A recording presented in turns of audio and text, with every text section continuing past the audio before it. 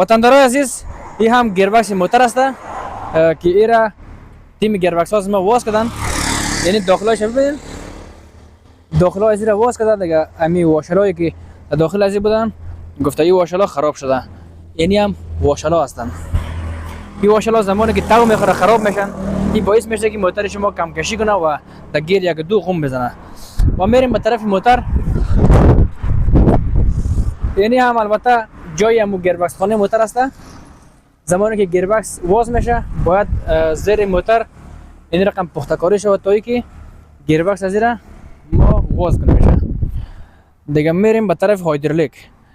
وطندارای عزیز هیچ وقت به رنگ هایدرولیک شما بازی نخورین.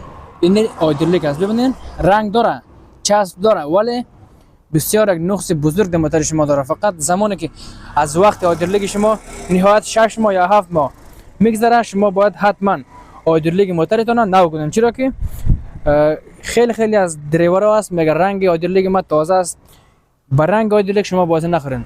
فقط وقتش که میگذره شما حتما باید در ظرف 1 سال نهایتش 1 سال هایدرولیک گیربکس تون باید تبدیل کنین. و دیگه اینی هم پرزجات گیربکس است. اینی واشرها بسیار رول مهم در موتور شما داره. زمانی که اینیا خود خشک میکنن یا تو میخورن، این باعث میشه که موتور شما در بلندی ها غم بزنه و در گیر یک دو صحیح کش نکنه. یک گفتنی ما به حیث یک مستری برای شما وطندارای عزیز ای است که همیشه از موتورتان محافظت کنن. چرا که ماشین موتور بستر مملاین میچله و گیربکس موتور بستر هایدرولیک میچله. زمانی که مملاین موتور شما کنه میشه و شما بخبری میکنن تبدیل نمیکنن، دچار بسیار مشکل بزرگ میشه.